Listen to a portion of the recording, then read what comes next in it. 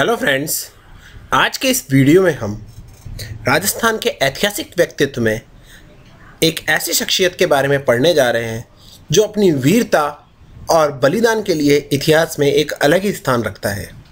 दोस्तों, आज हम पढ़ेंगे जयमल मेड़तिया, जिसने चित्तौड़गढ़ के तीसरे साके में अपना बलिदान दिया और चित्तौड़गढ़ की आन बान शान के लिए आखिरी दम तक लड़ता रहा। कौन थे जयमल मेड़तिया? जैसा कि आपको ज्ञात है कि मारवाड़ के शासक थे राव जोधा, जिन्होंने जोधपुर बसाया। इन्हीं के पुत्र हुए राव दूदा, और राव दूदा ने मेड़ता में आकर मेड़ता बसाया और यहीं से इनके पीछे मेड़तिया लगने लगा। तो जो राव दूदा थे, इनके पुत्र हुए राव वीरमदेव, और इन्हीं राव वीरमदेव के ज्येष्ठ पुत्र थे जयमल मेड़तिया। और दोस्तों, इन्हीं राव दूदा की पौत्री थी मीराबाई। तो एक तरह से जयमल मेड़ता की बहन लगी मीराबाई। इनका जन्म सन 1507 में हुआ था। इनका जीवन परिचय देखते हैं दोस्तों। जब मालदेव मारवाड़ का शासक था, तब सन 1538 ईस्वी में यह मेड़ता पर अधिकार कर लेगा। और जब ये मेड़ता पर अधिकार कर लेगा तो राव वीरमदेव, जो वहाँ के शासक थे मेड़ता के, वो कहाँ चले जाएंगे दोस्तों? शेरशाह सूरी के पास। और जयमल मेड़तिया कहाँ चले जाएंगे? उनके पुत्र मेवाड़ महाराणा उदय सिंह की सेवा में। तो दोस्तों, मेवाड़ महाराणा उदय सिंह की सेवा में जयमल मेड़तिया चले जाएंगे, और जयमल मेड़तिया को मेवाड़ महाराणा उदय सिंह बदनौर की जागीर देंगे। और दोस्तों, जो वीरमदेव शेरशाह सूरी के पास गए थे, वह शेरशाह सूरी को मारवाड़ पर आमंत्रित करेंगे आक्रमण के लिए, और इसी का परिणाम निकलेगा गिरी सुमेल का युद्ध। और गिरी सुमेल के युद्ध में मालदेव हार जाएगा 5 जनवरी 1544 को, और इसके बाद वीरमदेव का पुनः अधिकार हो जाएगा मेड़ता पर। जैसा कि हमने देखा कि मेड़ता पर वीरमदेव का पुनः अधिकार हो जाता है गिरी सुमेल के युद्ध के बाद। लेकिन दोस्तों, जैसे ही शेरशाह सूरी दिल्ली की गद्दी से हटता है और हुमायूं बैठता है, तो उसके बाद मालदेव पुनः अपने इलाके को वापस जीतना शुरू करता है और लगभग पूरे ही मारवाड़ पर, जिसमें मेड़ता भी सम्मिलित होता है, अधिकार कर लेता है। और 1562 ईस्वी में जयमल मेड़तिया द्वारा पुनः मेड़ता पर अधिकार किया जाता है।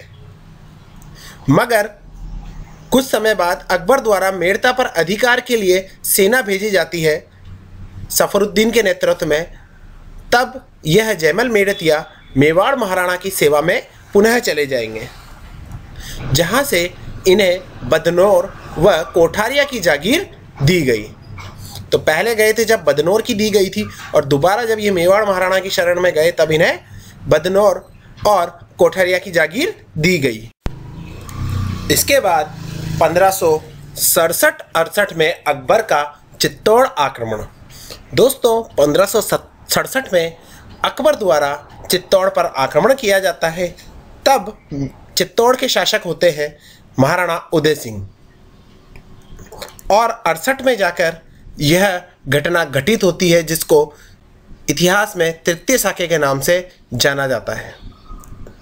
1567 में चित्तौड़ आक्रमण के समय महाराणा उदय सिंह ने जयमल व फत्ता सिसोदिया को चित्तौड़ दुर्ग की रक्षा का भार सौंपा। जो महाराणा उदय सिंह होते हैं, वह जयमल मेड़तिया व फत्ता सिसोदिया दोनों को सेनापति बनाकर वहां से सुरक्षित स्थान पर चले जाते हैं।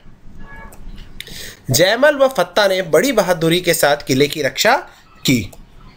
1568 ईस्वी के प्रारंभ में रात को किले की दीवार की मरम्मत कराते समय जयमल अकबर की संग्राम बंदूक की गोली लगने से पैर से लंगड़ा हो गया।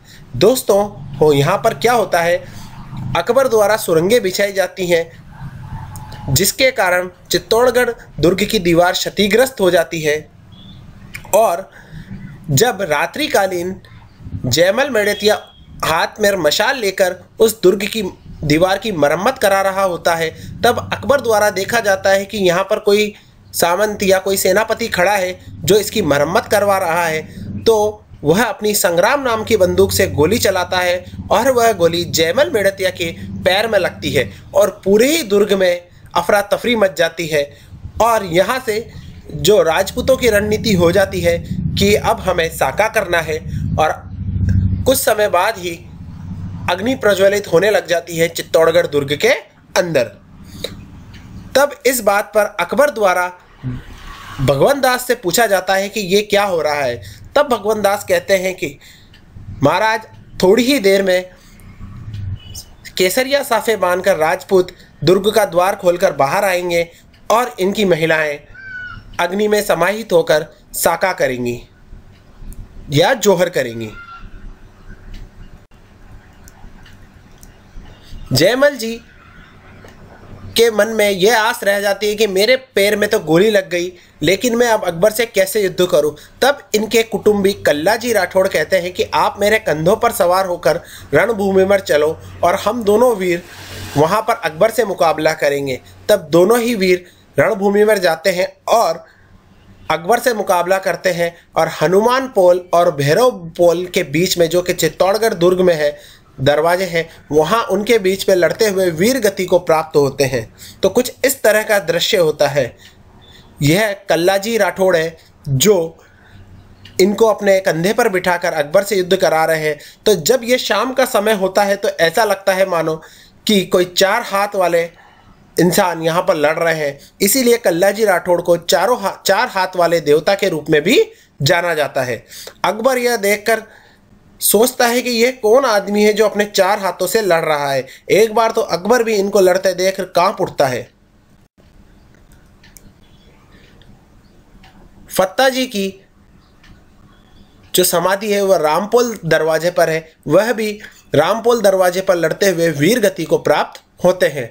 अकबर जयमल की वीरता से इतना प्रभावित होता है कि उसने आगरा किले के द्वार पर जयमल और फत्ता की पाषाण प्रतिमाएं स्थापित करवाई। दोस्तों, इस घटनाक्रम को इतिहास में तृतीय साके के नाम से जाना जाता है। इस घटनाक्रम के बाद अकबर एक आदेश जारी करवाता है जिसके तहत चित्तौड़गढ़ किले में कत्लेआम करवाया जाता है। इसके बाद उसे आत्मग्लानि होती है और वह जयमल और फत्ता की पाषाण प्रतिमाएं आगरा किले के बाहर स्थापित करवाता है, जो कैसी थी, गजारूढ़ प्रतिमाएं थी, हाथी पर बैठी हुई प्रतिमाएं थी। कालांतर में औरंगजेब इन प्रतिमाओं को हटवा देता है। और दोस्तों, ऐसी ही प्रतिमाएं बीकानेर में जूनागढ़ दुर्ग के बाहर महाराजा राय सिंह द्वारा लगवाई जाती हैं, जो कि अकबर द्वारा लगवाई गई प्रतिमाओं की समान ही थी, लेकिन ये प्रतिमाएं अलग थी। दोस्तों, आज की वीडियो में बस इतना ही। यहाँ पर मैंने जयमल मेड़ते से संबंधित सभी फैक्ट्स को डाला है।